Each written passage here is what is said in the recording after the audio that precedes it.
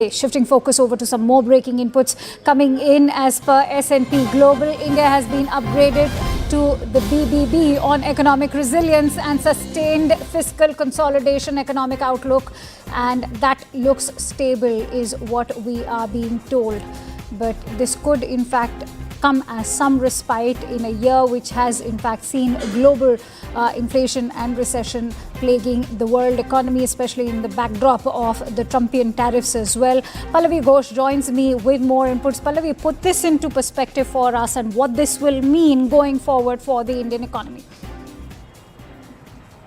So like the Moody's, the S&P Global is also a ratings agency, and this has given a huge positive outlook for India's economy. It also has predicted that there could be a GDP growth of 6.5%. It talks about economic resilience, economic growth. It also talks about political stability. So if you go through the ratings, it has been increased from BBB, that's triple B minus, to triple B plus, which of course is a huge leg up. What essentially very quickly in simple language means, Akanksha, is that there has been a growth story in multiple sectors as far as India is concerned. And it also talks about the US tariff India trade-off. It says that there were concerns that this could have an impact on India's economy, but it clearly hasn't. The fact is that there's only 2% of that trade which is taking place, so it's unlikely to have any impact as far as the economic growth story of India is concerned. With a projection of 6.5 GDP growth, that's a huge acknowledgement of what is called the Viksit Bharat campaign. It also talks specifically about the fact that the BJP or the NDA has a huge majority in parliament gives that semblance of political stability. But more than that, it also gives that strength to the government and to the Prime Minister to come out with new schemes. Now, very quickly, what does it mean with these huge ratings? It essentially means that to the world where we are negotiating for free trade agreements, bilateral trade agreements, and we are looking at newer markets, this kind of an upswing in ratings will give us an advantage position where we can negotiate harder, negotiate better, because we are not going to be seen as a regressive economy anymore.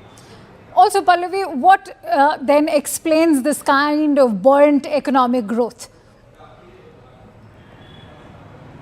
See, there are various factors which have been attributed to. One, of course, is the various schemes of the government. Ayushman Bharat, Jan Dhan account, the whole push to the MSMEs. These are important factors. The use of UPI extensively down to the rural area. However, the S&P Global Agency has also raised a little bit of concern as far as the rural sector is concerned, because they feel that many of the schemes have not percolated down there. But that is something which the government has also acknowledged. Apart from that, political stability becomes a very, very big factor. The fact that our trade has been growing. In fact, the Commerce Ministry has also just come out with a statement which says that in the last quarter, and especially in the last 1 month, the amount of trade which has gone from India is export surplus in favor of India. So these are the multiple factors which explains why S&P Global has given us such good ratings. Pallavi, particularly in the backdrop of these Trumpian tariffs, particularly given that they are the highest on India and Brazil, what is in fact acting as an anchor for India at the moment, especially given that S&P has also highlighted that the Indian rupee has only strengthened against the dollar? You know, Akanksha, one must not forget that comment which came in from the American president, no less, calling us a dead economy. And that was corroborated by Rahul Gandhi, where he invited a lot of negativity. I think the S&P Global Ratings is a kind of slap on the face of all the naysayers. And also, I think it's what the government certainly says, and, you know, the statement which has come out from, say, the Finance Ministry, from the BJP, from Mr. Piyush Goyal, all of them are making a larger point that all of those who consider India to be a dead economy, these are the ratings which can be shown and flaunted and showcased as proof that we are not.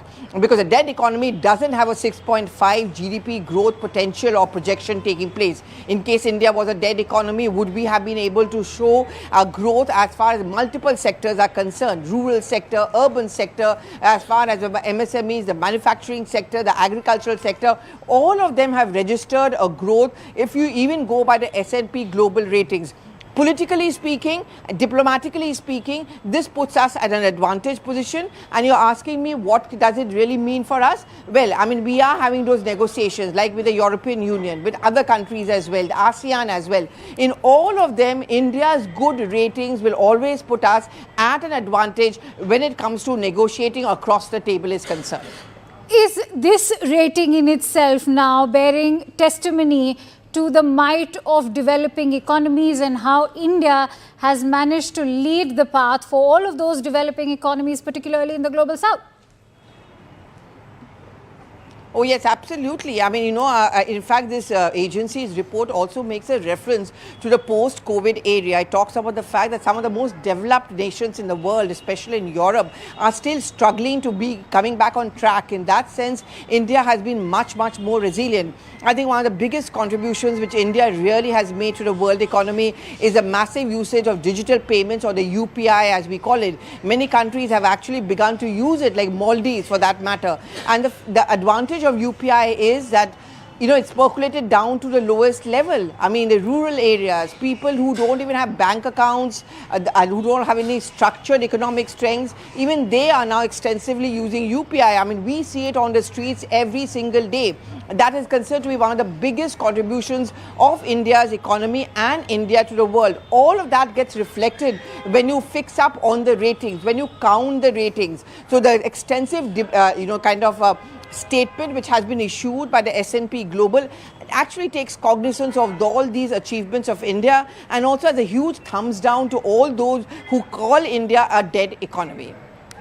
Many thanks to you, Pallavi, for sharing all those details on that news story. In fact, India's Commerce Minister Piyush Goyal has taken to X. He's shared this post. Let me quote him verbatim. He says that credit ratings agency S&P Global's upgrade of India's long-term sovereign credit rating from BBB to BBB and its short-term rating to A2 from A3 with a stable outlook is a welcome decision.